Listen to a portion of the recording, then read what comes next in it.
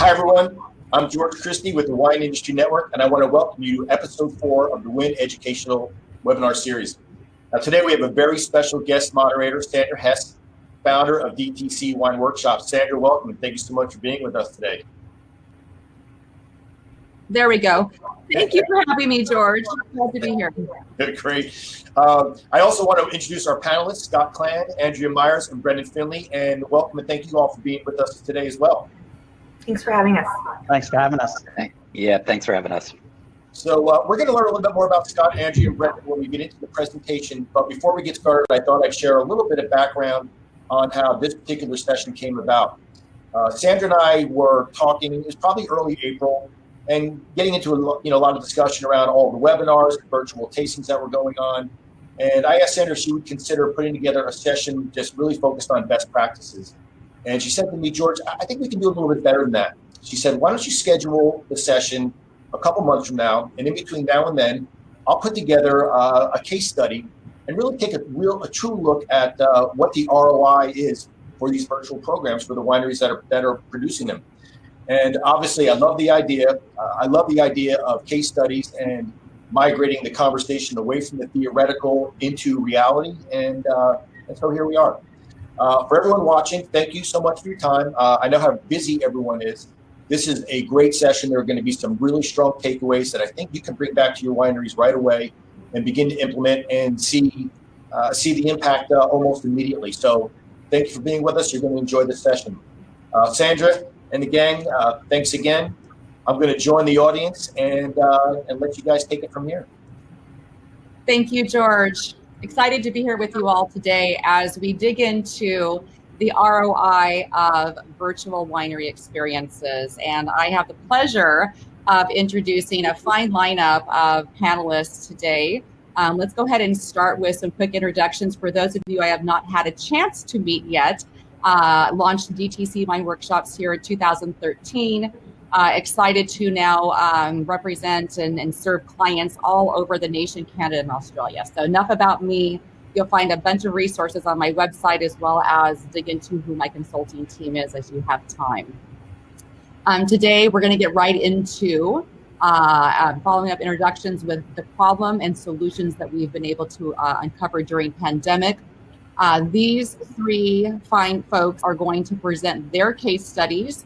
And then at the end, we're going to get into a moderated discussion about the key learnings. And so for all of you, what can you take forward with you and personalize in your respective environments? As many of you know, working with me in the past, these are not one size fits all approaches. So I encourage you to pick and choose based on what's most genuine to you and your audiences. So without further ado, let's get into introductions. I would love for each of the panelists to say hello. Hey, I'm Scott Klann with Newsome Harlow Winery in Murphys, California. Thanks a bunch for having us, Sandra. Appreciate it. I'm Andrea Myers with Round Pond Estate in Rutherford, California. Great. Hello, everybody. I'm Brendan Finley with Wente Vineyards in Livermore. Great. Welcome all. And so, I love this quote: when life gives you lemons, what do? You make lemonade. And at the end of the day, I'm not going to say this has been an easy time for anybody as we've pivoted during the shelter in place period. Doing business in a pandemic, as we all know, is hard. However, we have an opportunity today to look at how wine brands in the direct-to-consumer space have taken this opportunity to continue to extend the brand storytelling, to re-engage in ways that are very meaningful in the living rooms, kitchens of many of their brand loyalists across the nation. And so starting March 18th through June 13th, we've collected this data via case study today that's going to be shared. My team has helped now over 412 winery teams get set up with virtual offerings in many different flavors. As far as some of the outcomes, we've extended the best practices of defining meaningful engagement opportunities and also looked at getting more meaningful with leveraging consumer journey maps. In some cases, building those journey maps from the ground up. In other cases, looking at ways to say what's going to be now the proper mix moving forward of offering your experiences virtually as well as the complement to the in-person. Also provided opportunities to strengthen partnerships through lifestyle marketing, brand storytelling, Again, these speakers are going to share with you some stories of how they've done just that. And then enabled winery teams with tools to bid it. So what do I mean by tools here, right? And so the virtual offering is just one component of, in some cases, an initial engagement, in other cases, a re-engagement with your most loyal audiences, your members and on.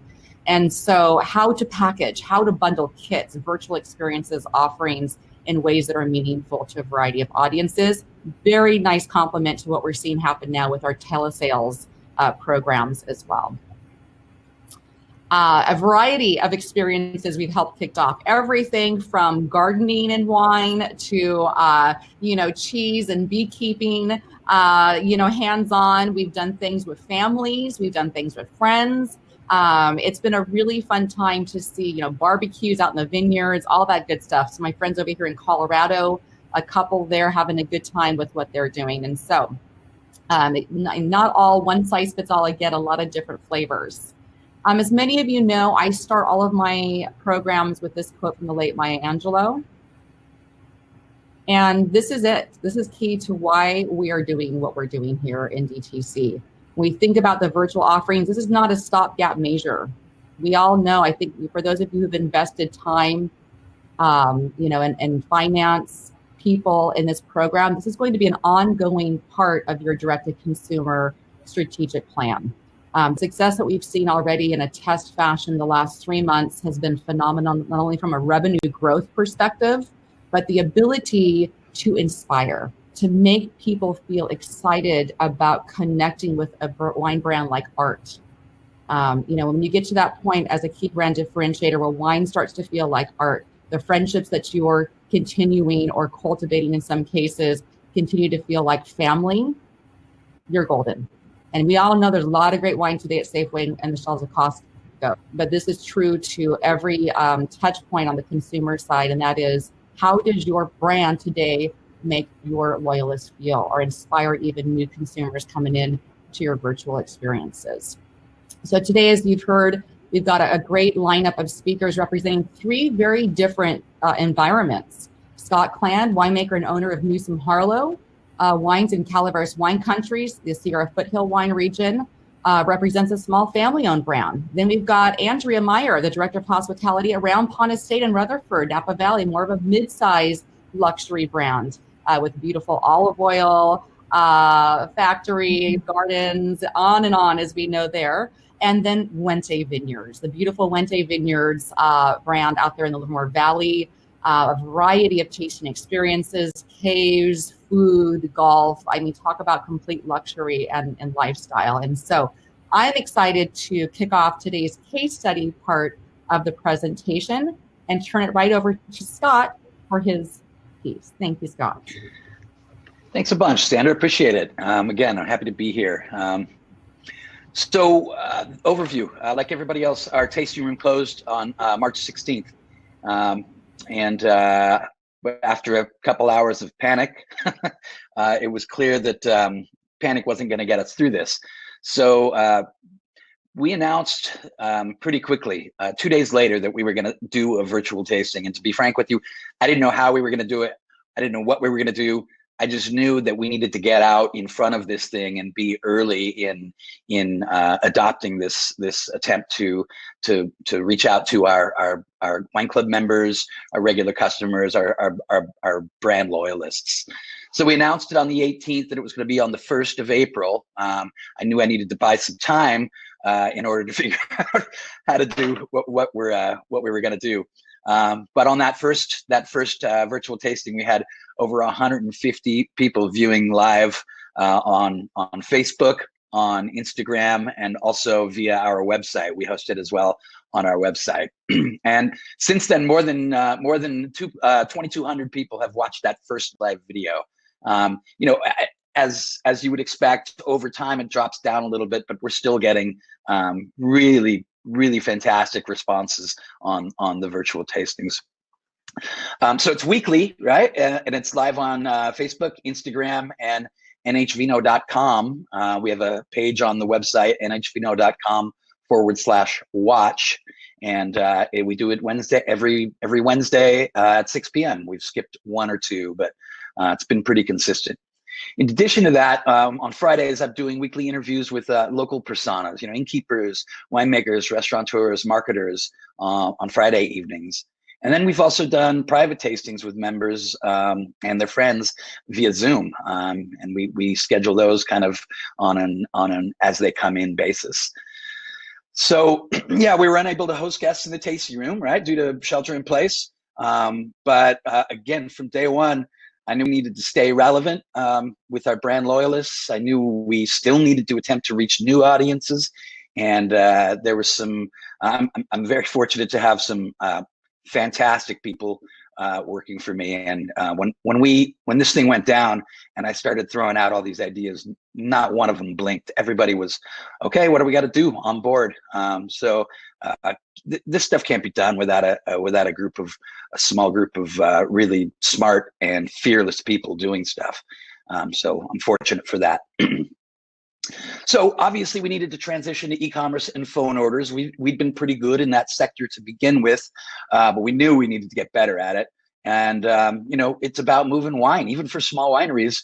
It's about the depletion. We've got a harvest coming up in 2 months, less than 2 months in our case up here. Grapes are growing and harvest is right here around the corner. So we've got to keep the juice flowing. So the tools we used were a Mevo camera. It's pretty inexpensive to get into this whole thing. A Mevo camera, which, by the way, was graciously donated by a good local friend in the industry who had a good hunch that we could do something good with it. So we appreciate them very much. A ring light. You can probably see a little shadow of it on the reflection behind me.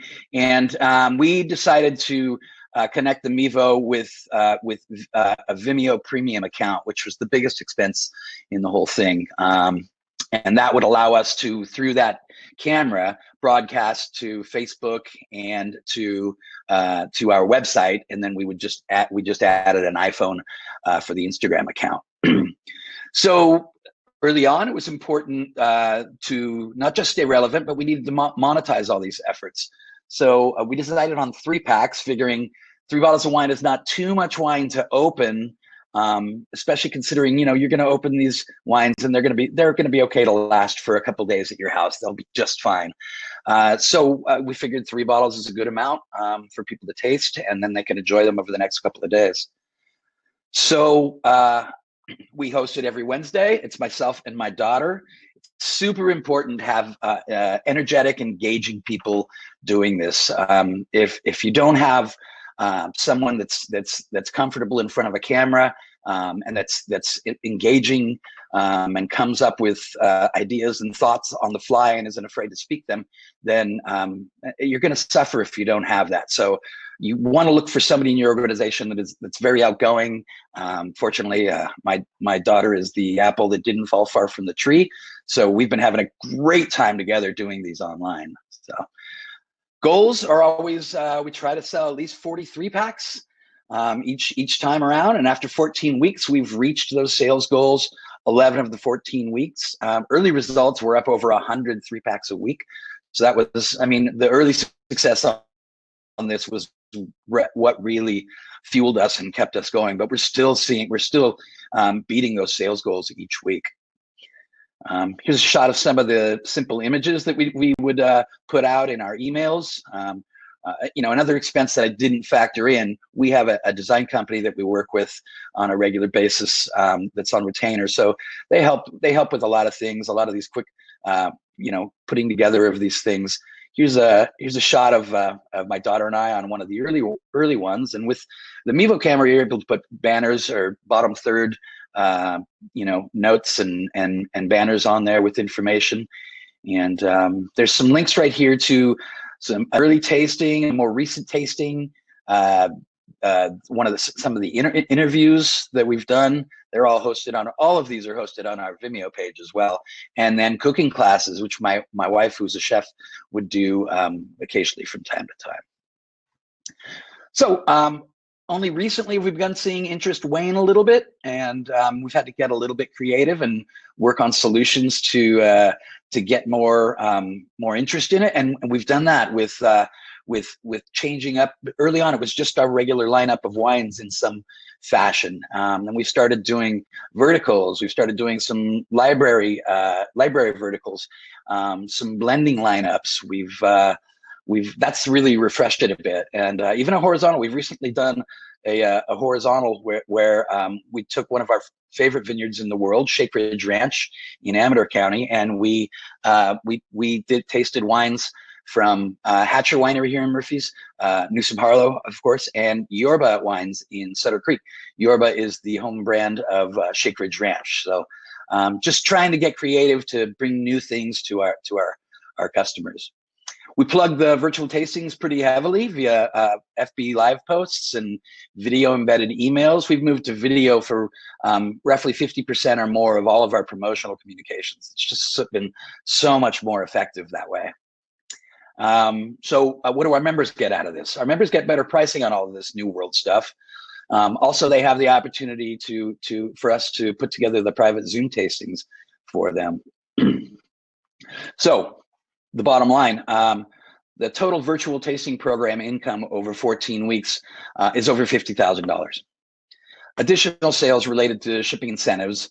So we put together, on these 3 packs, we put together shipping incentives to where if you added 3 bottles for a total of 6, the shipping price would come down. If you added 9 bottles, we would cover the shipping. So those sales resulted in an additional $75,000 worth of sales. Pretty significant for a small winery like ours. The biggest victory that we've gotten out of this, though, is a closer bond with our wine club members. Even when we see them in person now, when they're coming to the winery to pick up their orders, sometimes we ship these, sometimes they pick up, and they've got other orders to pick up. We've had a wine club process in between that time, but the connection that we have with them when they come in after them spending time with us on the virtual tastings is priceless. We were in their homes with entertainment and hilarity and sometimes a lot of ridiculousness and some education weekly. And so that's a big win for us. And right now we're working on future goals on how to keep the programming fresh, whether or not tasting rooms open up with no limitations sometime in the next 6 months is unknown. But the bottom line is we're going to be in this virtual space indefinitely. So and that's where people are going to be looking for you all to stay relevant with them. So I suggest getting on board as soon as you can. Well, that's all I have. Any questions, Sandra? You know what, Scott? Thank you for that. I mean, it's always great hearing from you. And I love your comment, keep the juice flowing. Let's keep the main thing during this challenging time of pandemic and sheltering in place. And, a couple of things that you did really right. And I think the audience is probably going to feel for this. And one is you found the right people to put in front of the camera. And that's been a struggle for some of our clients. It's not always that easy. And I think, you have a personality that's engaging, it's fun, you make wine fun, exploration fun, but then you need to bring your daughter in. And so we talked in our preparation for this webinar about that being a really important aspect. Can you share with the audience, the value of having 2 people in front of the camera? Yeah, actually, that's a great question. I did want to talk about that.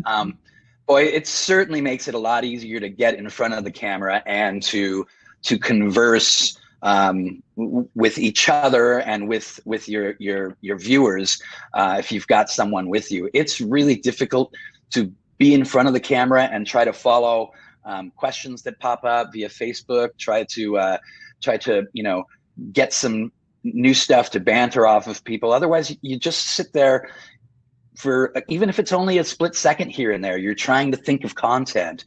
But if there's somebody there with you, especially somebody that's engaging and has a pretty cool personality, it becomes a conversation with not just you talking at your customers or your viewers, but a conversation with them all. And it's for us, it's been all the difference in the world, and it really helps with the comfortability of doing it.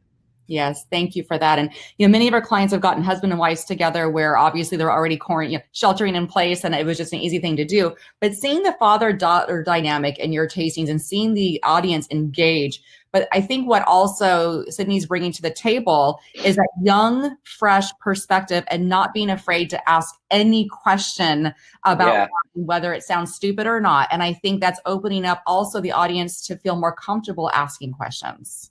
Absolutely. Absolutely. I mean, I've been in this business for 28 years and Sydney's been in it for about 1.5 years, and she's got way more fans already than I do. So, so that interaction and that ability to not be afraid, she's pretty fearless anyway. So that's one of her traits. So that's helped her out tremendously and helped us out. Absolutely. I see a bunch of questions coming into the chat window. Thank you all for those. I'm going to tackle a few of these before we move over to Andrea. As we only have an hour together today, if you don't get to your question, know that I'm going to read the full transcript with George. We're going to plug away and make sure we get your questions answered. But a couple of big ones I think are interesting. Damien's kind of two-part questions. He's basically asking this. Did you, translate or kind of mirror what you were offering as far as tasting experiences in the tasting room to your virtual space, or did you come up with new types of offerings? Well, early on, that's a great question. Early on, we just started with wines that were supposed to be on our current tasting list, but we obviously had to limit that to 3 wines, because you can't ask one couple sitting at home to open 6 bottles of wine on a Wednesday night. Although during this pandemic, plenty of people have done that. So we started with just pieces of our current lineup, and that worked for a long time. We got into when it was wine club time, where we got a couple of different club options. So we were able to do flights in 3 of some of those wines. And then, as I mentioned in the slides, that the last month or so we've really had to get creative to keep interest in them. And that's when we did a blending one. So we have a flagship wine we call the Deviant, and there's 3 varietals that go into that. So we sent the virtual tasting that week was the 3 individual bottles, and they were finished wines, labeled and finished wines. And then we also sent a 100 milliliter graduated cylinder. And we sat down. I actually surprised Sydney with this in the middle of the presentation. I wasn't going to do it. I blend wines all the time, so I kind of put her on the spot. And as we walked through talking about these wines with our customers, we transitioned into them blending. And I kind of asked her to put a couple blends together right in front of them. And so it got really fun. And that engagement was probably the most engagement we've seen, because people were throwing out ideas and blends and what their preferences were. And it was pretty cool. Love it. We're going to get back to you all on some other questions. You've got wonderful questions lined up here for Scott. And as soon as we're done with the presentations of the case studies, we'll circle back on some of these. Thanks again, Scott, for that. And Andrea, you're up next. Thanks much. Yes. Oh, thanks, Sandra. Welcome. All right. Again, I'm Andrea Myers, Director of Hospitality for Round Pond Estate in Napa Valley, Rutherford, California. We took an approach, kind of a 3-tier approach in our virtual tasting variations. The first that we're offering are private curated virtual tour and tastings of the property hosted by educators in our tasting room. And I'll go further into these variations later. The second is our virtual cooking classes, which are available to the public. We were offering Fridays at 4 p.m. And then we experimented with a partnership offering with a company called Wente Vineyards Goes Country. And they usually do on-site events in the Napa area once a year. And since they couldn't, they also tried to pivot to digital a little less successfully, I think. But I'll go into all of that next. So the challenge, as everyone saw it, the tasting room closed. We really needed to stay connected, and we needed to recover revenue from that we lost in the tasting room. Program goals, of course, are product sales, but club conversions and engagement also equally as important. As you know, with the tasting room closed, the club is, easier to make up revenue, less easy to make up club conversions, and the engagement, to strengthen and lengthen the relationship with our members and guests is the most important to us. So this is an example of one of the emails that we sent out. This is actually one. The virtual cooking class was at the bottom of the Round Pond at Home. So made it really simple and easy steps to register for a virtual tasting experience, the private. So, 1, 2, 3, 4 in steps. That connected them, the Book Now button connected them to our reservation system, which is called Tock, T-O-C-K. And so they were able to make a reservation for a virtual wine tasting. And then we reach out to them after. The educator that's going to be hosting it would reach out and kind of really curate the experience. So asking, kind of finding out about the participants and what their level of wine knowledge is, so that we know how to tailor the presentation and the engagement. We asked if they wanted a culinary component, and this kind of came as part 2, but we asked if they would like, recipe pairings, do they want to cook along with us, and things like that. The second part of it is the virtual cooking classes that are open to the public, and hosted by, we have 2 winery chefs, and they would kind of alternate each week with different topics. And then we offered cooking kit packs to go along with the classes. And we have the advantage of offering olive oil as well as, and other gourmet products, as well as wine. And so we cooked a lot with those packs, and, we cook a lot with the products, obviously, in all of our classes, and then the wine pairs along with each of the offerings. So we make that available. We made that available ahead of time. Really successful in our packs as well, which we'll get into. So here's just kind of the difference between the two. The private tastings, as I mentioned, curated, and it's a tour and tasting, which is important. We offer them daily by reservation. 1 to 2 wine educators will host. The price varies by wine. So for these, we didn't say, here are 4 different 3-packs or whatever set packs you can choose from. We actually said you can purchase 1 bottle or 12, however many you want for your group, it doesn't matter. Or you don't even have to purchase. If you have a bottle in your cellar that you want to reopen, we want to engage with you. So there's no purchase required. You can just schedule your reservation, tell us what bottle it is, and hopefully we still have that as well, and we'll open it and taste it with you. And that worked really well for our club members, especially. And right after our May wine club shipment, we sent an email to them and said, if you'd like to schedule a tasting with the wines that you just purchased in your wine club that you just received, please do so. And we had a great response to that. And yes, it was not an additional purchase, but what it did do is have them open their wine and drink it so that they're ready to buy more soon. We target guests count to be 12 or less for the private tastings, because more than 12, it makes it really hard to engage with the group, and it's more of a webinar presentation format versus an interactive private tasting. So of course we will do more if really needed, but we try to aim for 12 or less.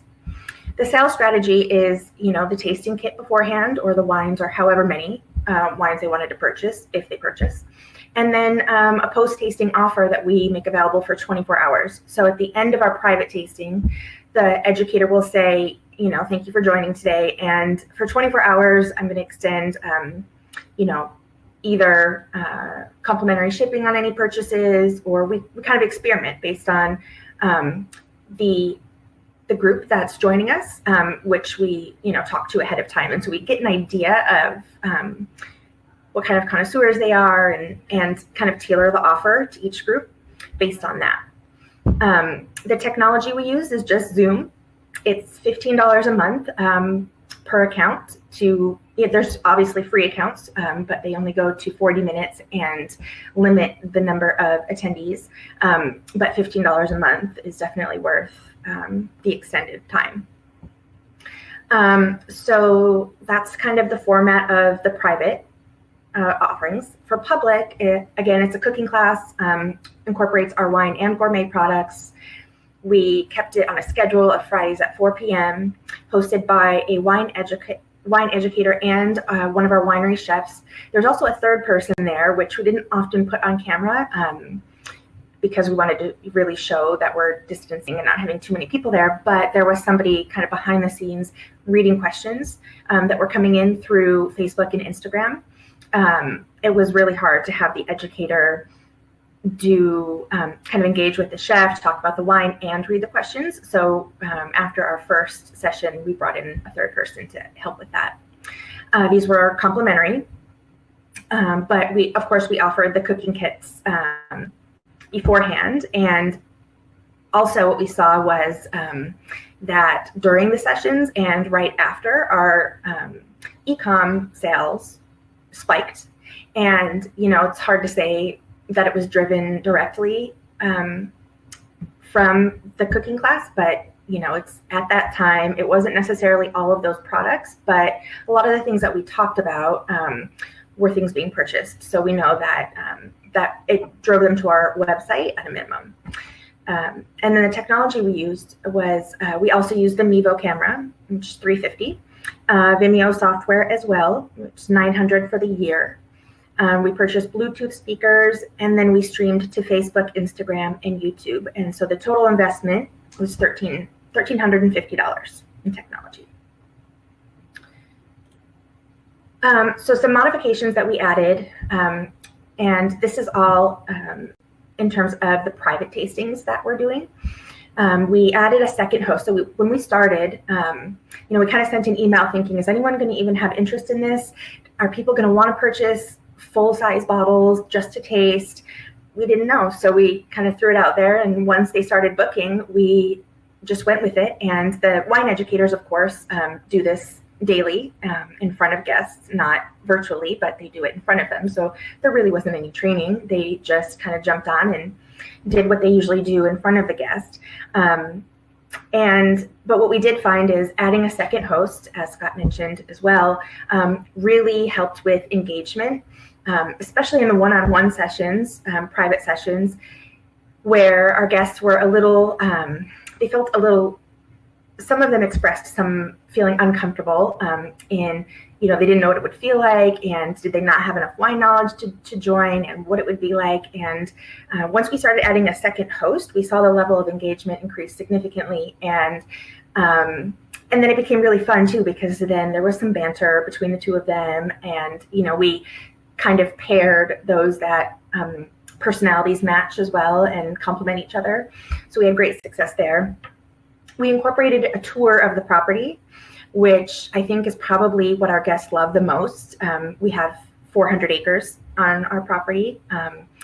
And so we just take the iPad and, kind of in the beginning of the presentation, we just hold the iPad, walk around, the educator shows the property. The second host is kind of describing what the guests are seeing as the first host is walking. We take them to the chickens, we take them to the garden, we take them to the vineyards, and that has been game-changing for this experience. And we, even during shelter in place, the educator would come in, and they're not near anyone else, so they would just take the iPad and walk around and then finish on our terrace or outdoors somewhere with the property in the background. Definitely made a big difference. And then, as I mentioned earlier, the culinary support, adding, recipes from our chefs to go with the wines.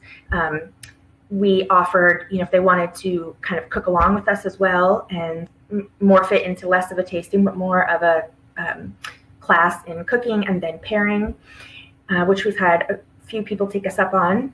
And then the last thing we did was added screen share through Zoom. And so that I created a Dropbox link for all the educators. And in that Dropbox link are videos of the property, kind of drone footage, maps of the property, anything that they use collateral wise in front of a guest, plus more, so that when they're talking about things, there's a lot of visual for engagement, because that's what's lacking is that they're not there in front of you experiencing it themselves. So the more you can bring them there to you, the better the response is. And so for program growth, the way that we kind of really got the private tastings up and running was that we sent the email that I showed you first, and then our educators were really engaged in telesales during shelter in place. They were reaching out to our members and guests, and that's when they would schedule their virtual tasting appointments.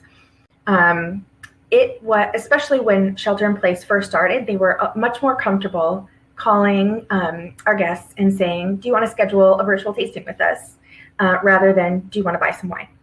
And so, it really broke the ice. It got them comfortable on the phone because, people that are comfortable selling in person are not also comfortable selling over the phone. Those are two very different worlds, but it really helped become an icebreaker for that. And it was very successful. And then, they kind of scheduled their own virtual tastings and were able to make their own success out of it. And then, as I mentioned earlier, we use the online reservation system Talk with easy step-by-step instructions.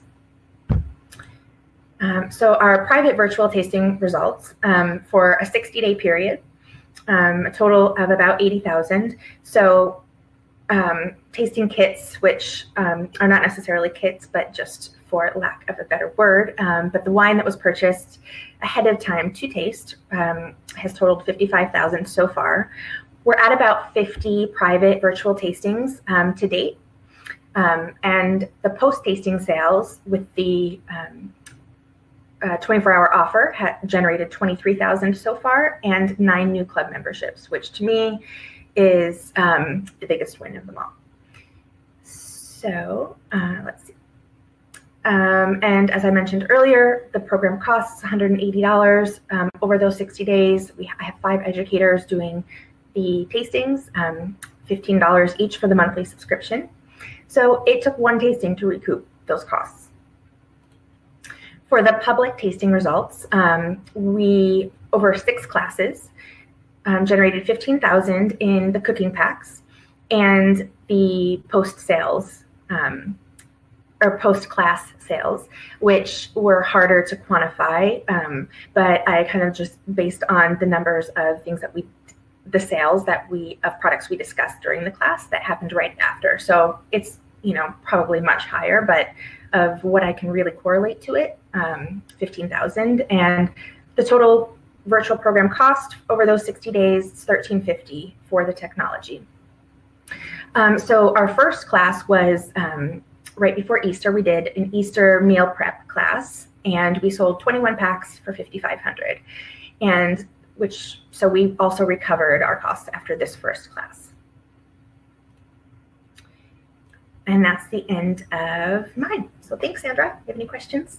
Wonderful, Andrea. As you were presenting, I was watching the chat window and the types of questions that people were posing, and you answered most of them. Okay. And as you know, when we kicked off the first virtual program webinar training March 18th, we coached teams at that point to come up with your unique offerings based on your goals. And so you were very clearly defining here the 2 different goals. 1, acquisition of new audiences through these fun style events out in the vineyards with cooking involving your culinary department, which is a huge access point at Round Pond. Yes. So clear conversion strategies within those virtual event offerings, et cetera. And then on the flip side of that, with the more private style tasting experiences, the associated kits, et cetera, very clear call outs about when to order those to then schedule the private tastings. And so I think you've done a great job in being very focused on your business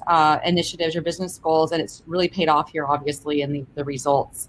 Thank you. So thank you. And if you haven't had a chance to check out the Round Pond events, please feel free to do so. One question I thought came in that was interesting, though, is that when you're hosting the live events, et cetera, the cooking demos out in the vineyard area, what kind of technology are you using to support? You mentioned the Mevo camera.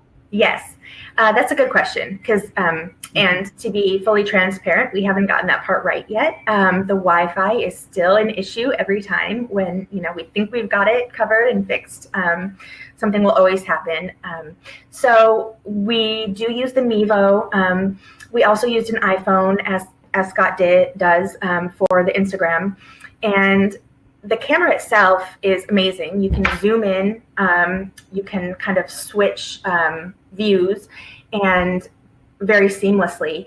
that part wasn't really the issue, but we're in the vineyards, and so the Wi-Fi is always the trickier part. And so we used Wi-Fi boosters, and those kind of things helped. Even using cell service instead of Wi-Fi, I still had challenges. So, but we didn't get complaints either, and I think that also adds a layer of humanity to the effort. And so, of course, we're working on it and trying to fix it. But if anyone has suggestions, I'm all ears, because we're not there yet. Well, I'm going to move us along a little bit here, but at the end of the day, it's not always the one size fits all. This is going to work if you do this. And so if you have questions in the audience about the proper technologies in the vineyard areas, or maybe out in the cellar rooms, barrel rooms, etc., the Mevo, there's a Mevo and there's a Mevo Boost, and the Mevo Boost does have the opportunity to go right into your Ethernet. And so hit me up, send me a message if you have questions about workarounds, things like that. I think Andrea, you and your team have been brilliant at work. I saw your first cooking demo, and you've made such progress since then in terms of the connectivity and such. And so I'm going to move us on now to our third and final presenter, Brendan from Wente Vineyards, and then we're going to circle back and take some final Q&A. Thank you. Hello, everybody. Thank you for having me. Love to be here, and some great conversations. So I am the Executive Vice President of Hospitality and DTC for Wente Vineyards. So we, like Scott and Andrea, were shocked when everything started off right away. So we were actually looking at how we can move quickly, as well as to having about 8,000 guests that come through our properties through daily tastings that we knew we were on an immediate shutdown. Carolyn Wente was to do a speaking engagement on the property for about 50 people. So we quickly, within 24 hours, had to turn that into a virtual meeting and experience. So we did that. And then from there, we really sat down with the marketing team and our director, and she challenged us to, how do we start thinking out of the box, and what can we do to engage with our guests and make time to make sure everyone, we were trying to make wine and make time for socially engaging with the guests, but we also wanted to make sure that we were connecting with people and making sure that we knew that this was a tough time as well. So we started off launching our Wine Wednesdays with Nikki and Ali Wente. This actually came a good time for us because we now added the 5th generation into the business on a higher level. So Nikki and Ali being 5th generation, it was great to bring us to their homes. So they both use the every Wednesday meeting with family, tasting wines, and then they bring in other guests here. So it was a great experience for them to talk about our wines and introduce them, the 5th generation, to the local guests as well. So we were excited to bring them on. They then also brought in other family members as well to engage and speak as well. So that really worked well.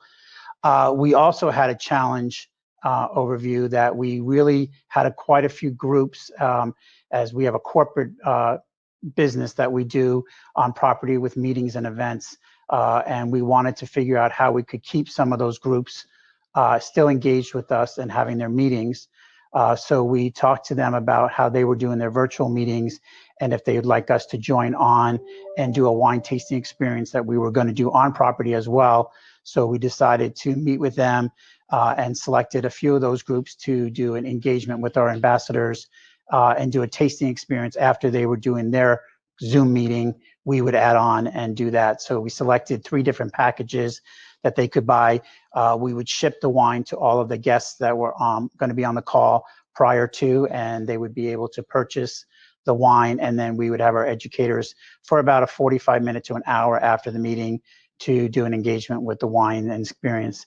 And then we also brought in our chef to do a wine and food pairing with some of those as we were talking, to be able to talk about wine and food that you could pair at home.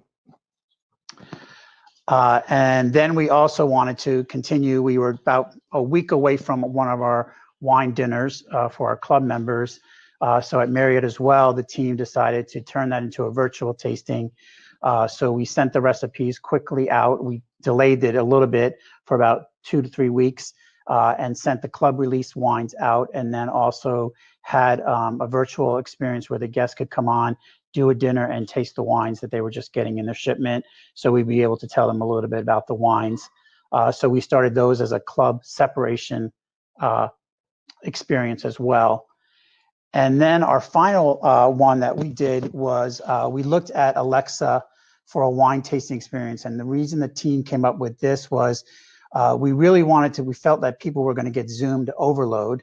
And how could we talk to guests in a way that they felt, using a different sense, just be able to sit at home in their sweats, relax, not be on a Zoom call, not have to dress up or feel like they had to talk to somebody else, but they could just sit at their couch and taste some wines. And we really looked at this as an engagement to be able to have a virtual tasting experience at home at your own leisure and at your own time. And then with the hope that it would also keep us engaged with new guests, as well as being able to have a pack that we could send to them afterwards. So we partnered with Google Alexa and then started this virtual tasting experience. So you just basically on the voice app say, I'd like to do a wine tasting. And they go, would you like to do the Wente experience? And then we go through and it gives you the history of Wente through Livermore Valley. And then we talk about our wines. We pick 3 of our selected wines that we have on there, our Morning Fog, our Southern Hills Cab, and then talk about those. And then we also have an offer at the end for delivery to send to you with a discount as well. And so you can engage later and keep joining on. Our challenge, as we said, mainly was hosting guests, club member engagement. How do we keep that? We had 2 large club shipments that were still have to go out within a 30 to 45 day period. We didn't think we'd still be now in a second period as we are still where we are today. And then we had a lot of our groups that canceled in our private events. So that was our main challenge, was to keep that. And as Scott mentioned, we also have wine flow and we had to keep our inventory moving. And we do about 250,000 guests that come through the year. So a lot of our engagement is on property. So we wanted to figure out how we could move that as well and keep our flow of wine going out the door.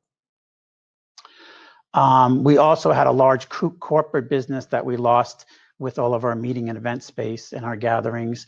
Weddings, everything was being canceled right away. So we wanted to feel a way that we could connect with them. And we also wanted to connect with our brand loyalists that were using our wines and having them in our restaurants that were also closing throughout the country. So we wanted to have a new audience to make sure that we could still keep them engaged as well. And then to look at new ways of trying to get new guests on property. Our investment for the Wine Wednesday was low. We already had a camera, so we didn't need to do much, and we did do this from home. So we decided to use the 5th generation, run through Facebook and Instagram, and we wanted to engage with our distributors and local brand awareness as well. So we had our distributors Facebook out to their guests and clients. We had our restaurants that we are partnered with throughout the United States as well, partnered to Meet the Families Wine Wednesdays as well, and sent that out for them to meet and gather on these Wine Wednesdays that we're doing every week now. Of course, our goal was to drive sales for off-premise business and also be able to make people can continue as people were going to supermarkets and buying, that they would keep Wente in the forefront of their mind. And we decided the best time to do this was 5 p.m. We thought it was good after everybody was on Zoom calls all day, that this would be a good way to end the day, have a wine tasting experience, meet the family and talk there. And then we had each week invested guests to share stories. So we would keep alive there, talk about Livermore Valley. And our goal was to have 20% e-commerce increase in sales, 24 to 48 hours post segments that we would see that pick up after each one. The corporate virtual experiences, we did invest about $500. We had to do a higher end camera experience. This we also wanted to bring our guests back on to see the property. So we did do all the filming at our local winery areas. So we used the vineyards. We also used the tasting rooms so that the guests would feel like they were part of still being the experience of being on property. We offered the 3-package option there. So we had a 75, a 125, and a 150 package based on the wines that you purchased. And then they were sent with included shipping. Inside, we had a surprise delight package. We put a few gifts in there and an extra bottle of port just for surprise and delight to engage with our guests there. And then our corporate virtual experiences, we hosted some, were asked to have a chef. So we agreed with those on those dates where the chef sent recipe cards, easy recipes that they could make at home and add those pairings there. And then we were hoping for basically 20% club acquisition from those because these were going to be corporate clients.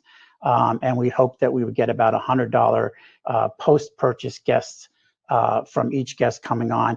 So we offered a huge discount in the beginning part for the tasting, similar to Scott and Andrea. Would people buy 3 bottles, open them up during a tasting experience? So we offered a better deal and then offered our club pricing package afterwards so that they could rebuy them post purchasing. The Alexa experience, we had a huge investment, obviously, putting that together, working with Google, the filming. I would say we probably put about $5,000 to $6,000 into it. So far, it was still a little bit more there, but it did help us reach a new market with our flagship wines, Morning Fog, Riva Ranch, and our Southern Hill Cab. And then the customers will be able to order through Amazon, Google, Instacart, and Drizzle. So we partnered there for quick purchases as well. We were hoping here again for some club acquisition and $100 guest post-purchase as well. We did get quite about 10,000 new guests into our web experience sites. So we have emails and so forth from them. So we did see a high drive, and we had about 8,000 people that went to the website since we started the Alexa experience, which was a good drive for us. After the initial launches, we continue to have all 3. We continue to do all of these continually right now. Similarly, we've had a high level days when we started in the beginning. Now we've evened off to good sales every day, but now it's regular. And as more wineries are doing it, we did see a cutback. So we're trying to think of new ideas there. E-commerce mix of sales was roughly 30% of club purchases and 40% of loyalists were coming back to us. And we saw 30% new purchasing on the e-commerce since the pandemic started. Our e-commerce sales made up 50% of the DT sale that we missed in the room. So we were able to make up a lot of our business that we lost on the daily day from the tasting rooms. And we averaged about 15% sales from the virtual platform that we started with Alexa. Lessons learned, we had low club attrition from the virtual platform. So we didn't see a lot of members were happy to see that. So we did not lose a lot of members. They were happy that we still were engaging with them. And then we did not call out any club specific virtual platforms. We did through our concierge call campaigns and reach outs. And I know I'm running a little on time, so I'll go to our results here. We just set our goals here. I know my picture's in the way there. So we basically, the wine sales, we were hoping to revenue of $33,000 at ROI.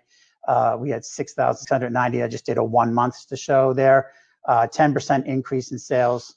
Our corporate, we had 5 virtual tastings. Today we have scheduled in the next 3 months, we have about 15 new corporate accounts that have booked with us for July, August, September. So seeing a big pickup there. We've had 2 charity events that are doing it as well. So they are doing a markup price on top of our price. That would be their donation fee, and then doing a virtual tasting experience with them as well for the charity events to try to gain some revenue as well. We had the one last month. They did about 200 guests, and they got $50 above the price. So they were able to carry that over to their charity as well. And then our corporate club, we were able to gain 3 new club members, which is 24 months is our average. So that gave us a good lifetime business there, driving there. And then Alexa, for 1 month, we did $15,000 in revenue. So we were happy to see that. And the corporate extra sales was $2,500, which helped drive an ROI of $1,000 for us. So So continue to see more results and continuing to do it. I think our biggest success has been the corporate virtual tastings. Most groups have been excited to be able to bring that into their Zoom meetings. So something to look at for that 1 hour meeting that they're doing to end with a virtual tasting, and having us join in afterwards has been a success. So something I would say was our biggest. And then Alexa got some great feedback and got us good media attention as well.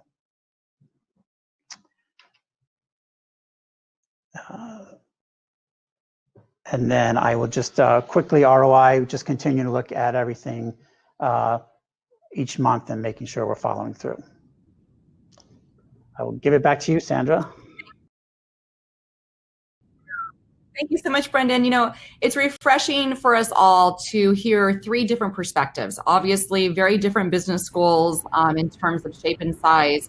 But there are 2 common threads that I'm hoping you all are taking away with you today as you look to further develop your virtual offerings. 1, know what your business initiatives are and at least have 2 different flavors of virtual offerings to meet those initiatives. 1, you know, acquiring new customers in the virtual world. And so how can you leverage your virtual offerings to acquire new customers through some of the private style tasting experiences and in some cases the events?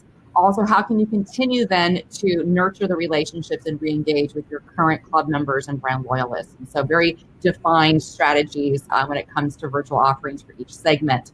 The big takeaway also I hope that you heard today is the right personality in front of the camera. Sometimes that means a couple of people sharing in the responsibility, making it fun, making it interactive. The faster that you can get your audience in front of you to open up virtually and have a good time, the more success you're going to have in converting during and post virtual events. So final moments with our panelists today.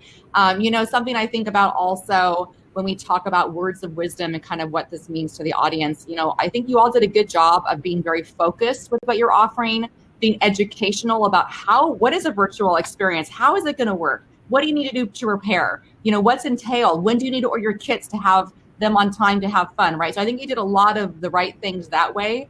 Beyond that, though, other things that you think the audience needs to know to do this well. Let's start with Scott. Well, I think the important thing is, one of the things we didn't really touch on is that part of the idea was that we still have to reach out to new customers. And there was a question that was asked in the chats that I had gotten to that was that I appreciated the reminder on. We also did things over that period of time where we would offer friends and family of wine club members their wine club benefits for a week. We've done that 3 times over the last 3.5 months. And so that was something that really got, we actually got some wine club members out of it. We made some sales out of it. But the important thing was to remember that we're not just trying to engage with our customers, we're trying to continue the business of getting new customers. So that worked really well for us. Thank you, Scott. Looking at the return on investment. So what is your cost of acquisition for reaching new customers, converting them from virtual into membership and then re-engage? And we were able to do that pretty easily because we were already in that space doing it. And all these people that were taking part of these tastings were telling their friends, hey, check this out. You're not doing anything this coming Wednesday night, I know. So take advantage of this. And here's a code for you to use our club benefits. So that was fantastic. There you go. BFF meetups across the nation. You know, 3-4 couples getting together with Newsome Harlow, Round Pond, Wente. Let's have a virtual meetup. Let's enjoy some wine together. Have a good time. So thank you, Scott. Andrea. I would say to think through your sales strategy ahead of time and make sure that you can connect it in a meaningful way with the experience. And, you know, give a sense of urgency and make sure that it's well thought out, well executed, and that makes a huge difference in the results that you see. Thank you. And Brendan. Yeah, I would say don't forget your club members right now. I mean, a lot of them do come to your property at a regular, so be authentic with them. Make sure that you know they're just as important. You want to keep them there so they don't lose touch with you. We're trying to do a lot of different engagement with them, meeting because we have 55% of our club members that come on property together. They know each other. How do we get engaged with them on a virtual that they can still see each other right now and know that we care about them, but they also can see their friends that they usually see on a Saturday and Sunday just come into the tasting rooms. So just don't forget them. They're the most important people in your membership. Absolutely. One great way to bring the, as we are always trying to do, how do you bring the club benefits to members off-site? This is a perfect way to do that if you can do it creatively. And then the future of your virtual offerings. So continue to evolve by gathering feedback. So regularly meet with your virtual hosts, the type of questions that your audience is asking, and then also dig into who your members are. And this is a great time right now to leverage that CRM data. You all have subject matter specialists. I bet some of you have master gardeners, photographers, and so why not present them also opportunity to join up with you as a hosted special guest in some of your upcoming virtual offerings. Again, for those questions we could not get to here, and there were so many great ones, we will take time and thank you. Scott also was getting in there and answering quite a few during the webinar here, but we're going to get back to you here in the next couple of days with follow-up. Any questions for our panelists, feel free to reach out. Thanks so much. We wish you all the best in your future of virtual offerings. Cheers.